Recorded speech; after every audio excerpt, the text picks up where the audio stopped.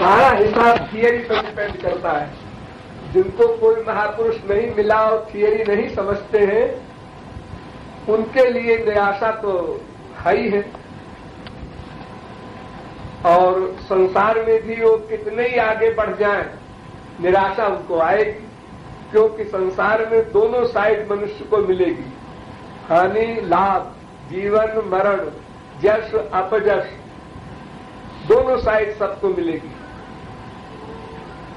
अरबपति का बेटा भी मरेगा, उसको भी शरीर का दुख होगा।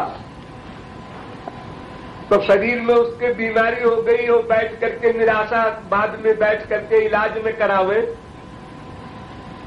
तो फिर वो तो मरेगा ही। लेकिन सब ऐसी अवस्था में आशावाद रखते हैं, जानते हैं कैंसर हो गया है, फिर अब बचेगा नहीं, फिर भी ऑपरेशन कराते हैं, ब्लड बदलते रहते हैं, करोड़ों रुपया फूंक देते हैं, चलो 2 ही महीना बच जाए। ये आशावाद में तो करते हैं। संसार में निराशा नहीं होती किसी की, तो ईश्वरीय क्षेत्र में निराशा क्यों हो? वहां तो फैक्ट है, वहां तो न्याय है, वहां तो सत्य वस्तु मिलना है, वहां डाउट नहीं है कोई।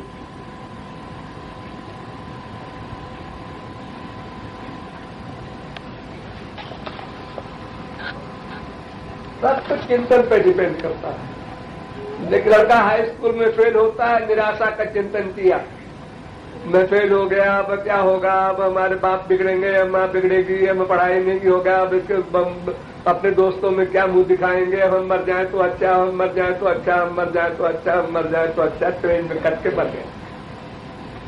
अरे 1 साल और पढ़ लेता, कोई सीरियस बात तो थी नहीं, लेकिन चिंतन में इतना कमाल है कि उसने आत्महत्या कर ली।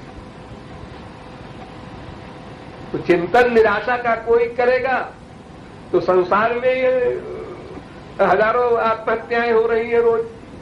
क्यों हो रही हैं? निराशा से।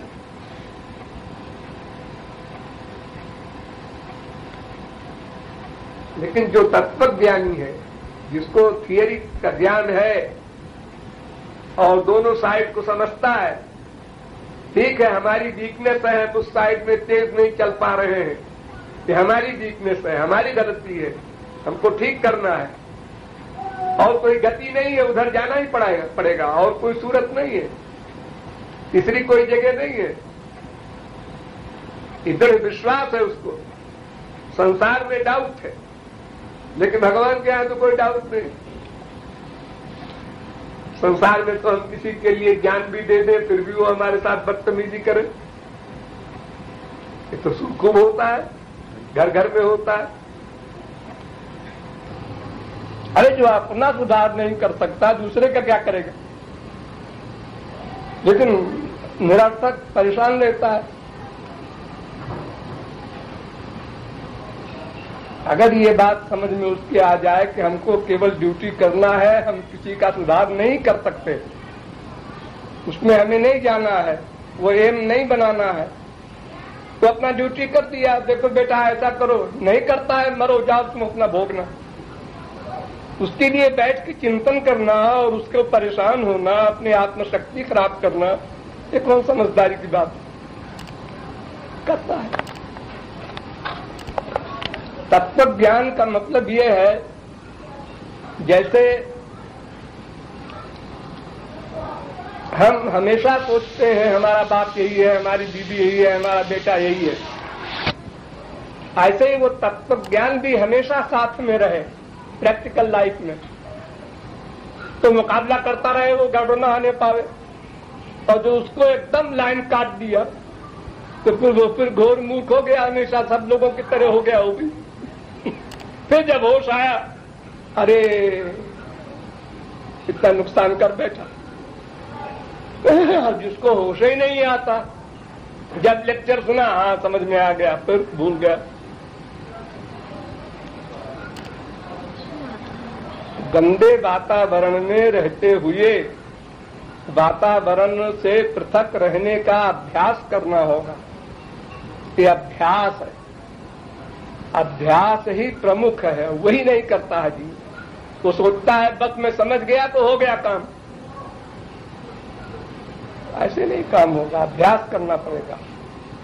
मन इतना बड़ा बलवान है कि अर्जुन सजी के धनुर्धर के लिए भी ये वाक्य बोलना पड़ा,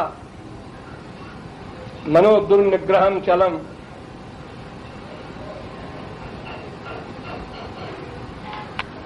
अभ्यास शुरू करें पहले।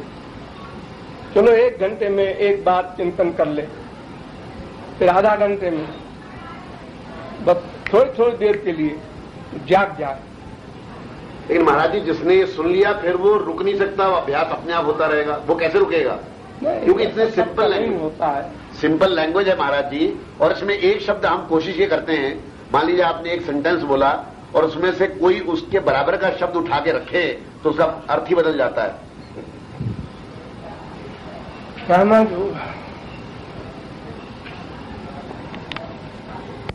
मैं नहीं मरूंगा, मैं के लिए नहीं कहा जा रहा है, वो शरीर के लिए कहा जा रहा है। जो प्रत्यहम जो प्रश्न था वो शरीर के लिए था। लोग शरीर छोड़ देते हैं, अब जिनके शरीर बचे हैं वो समझते हैं हमारा शरीर नहीं छूटेगा, इसलिए जल्दी क्या है, इस सेंस में है वो।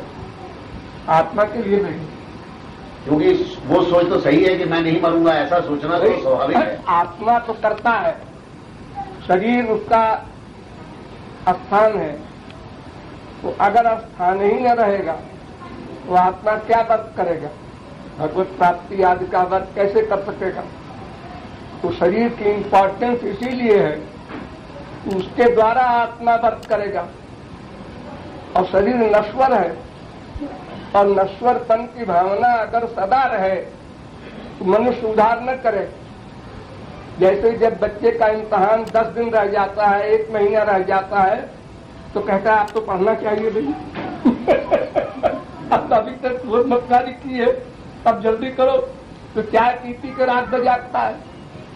तो उसी प्रकार अगर हम याद रखें हमेशा कि हमको कल मिले न मिले, तो आज तो तैयारी किए रहे, कम से कम मानो दे तो फिर से मिल जाए, इतना तो कम से कम हो जाए, इस सेंस में है।